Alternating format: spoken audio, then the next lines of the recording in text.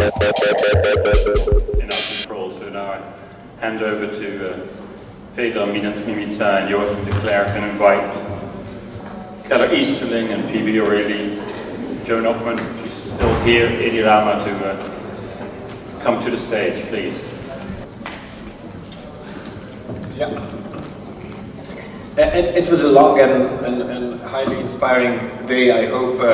And if you would complement the exhibition with what's been said in a Visionary Power session here in a Power Lounge, I think it somehow comes to terms, so to speak. There are sort of, I think, very nice overlappings between what architects presented, what researchers, co-curators presented in a particular clusters of the exhibition, and what's been discussed here. A couple of issues to me has been perhaps very interesting to hear again, and perhaps I would like to put them in front of that panel. We have a little time, but one real relation which we can look in London, or historically from Pier Vittorio, or contemporarily from Keller, and finally through Edi Rama, relations between the architecture and politics.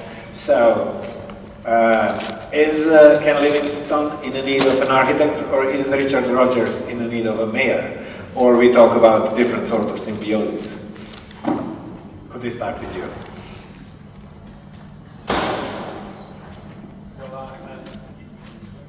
I hope it will be working in a minute. Yeah? Yeah? Can you hear me? Yeah.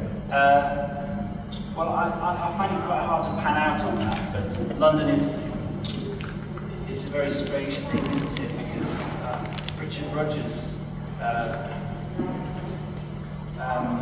for all his straightforwardness in many ways, like he's not a sophisticated politician, he's got strong opinions. Is this working? Oh, that's good. It feels like it's the first time ever, probably, in the history of English architecture that an architect has got into a position of such influence, and it's the first time ever that there's been such a strong connection with a sympathetic politician. So that's a very, very weird position, and I don't know how you would repeat that. Yeah, it's a one-off. Right. London's very lucky, and it has pushed architectural thinking and what architects can give to offer in their ability to think things through spatially into a very strong position. And I just hope that they use that enough. Right. It was obviously clear that Ken Livingstone, coming from the very left wing of the Labour Party, not actually supported by Tony Blair when running for the mayor, made such an incredible impact. Would you say it's really a political option from the left of the Labour? Well, they didn't really have much choice but to embrace him, perhaps. But it's impressive, nonetheless, that they have. Yeah, it's all very strange. Right.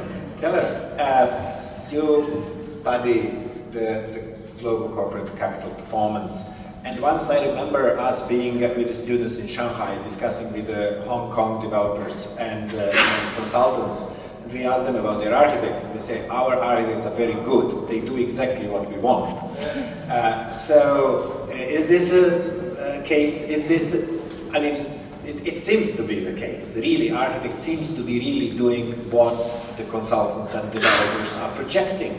If you look in examples which you presented at the exhibition here. So where are those germs you are talking about, where perhaps a different sort of architecture could enter those processes? Well, it's true that I tried to say even today that one wants to look at that situation hopefully, that it's sort of crooks and confidence men who are doing a lot, that architects already at the table don't have to say that they're being excluded from policy making or from statecraft or extra statecraft. So while it's pretty clear that architects are often acting as the butler, without question, that they're in a position to be more corrupt or to be more manipulative or to leverage. It's also very clear when you look at all the projects that we've looked at how much they are reliant on psychological weakness, on a whole set of images and desires and completely irrational symbolic capital that's, while it's now been fully capitalized, often is completely meaningless. And to follow on what Joan was saying before, in some ways it's that meaninglessness that is the meaning, that is the little instrument of operation. Bibi, from your incredible display of a sort of almost etymological kind of meaning of the words of civitas and the herbs, you seems to be projecting in front a tremendously important role for architecture in the future. Would these architects then be in a need of some sort of political structure, a new kind of policies to really implement such projects?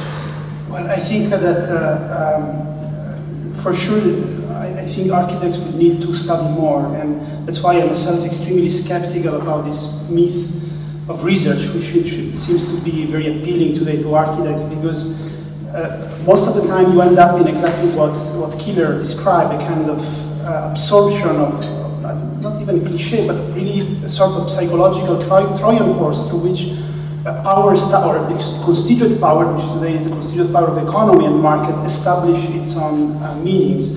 And therefore, for me, the only really possibility of struggle with this is to again study more, to be more precise, more consistent with the way we produce through language, through representation, because I believe that architecture is really about language, it's about representation, a certain precision, a certain consistency in addressing the city. That's why I was a little bit struggling with these words, because I believe that language is the constituent aspect of the policies. Language is par excellence the public sphere. I mean, this conference is really using that, and it's really addressing the city through language. So in that sense, architects need to be more precise, more rigorous in the way they relate their own work to the city. Otherwise, we will just produce mystification, and I think these mystifications at the end will not lead us to any clear position towards actually our responsibility towards the city. Just one for Eddie, which I think it might link to this succession of answers. Is Eddie Rama been talking about Tirana. He didn't talk about really current political situation in Albania.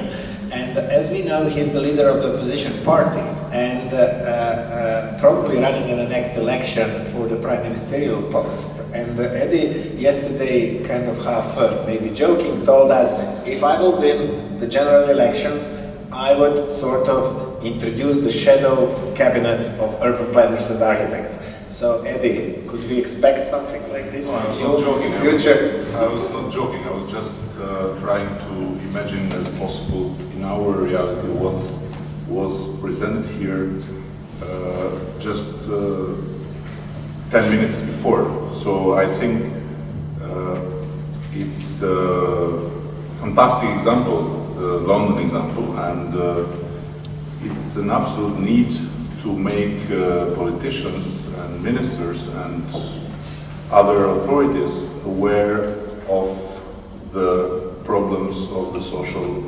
and urban development, because I don't believe in any kind of welfare that would be disconnected from the urban development and from a certain approach on urban development. So it's not a joke, I hope it's not a joke.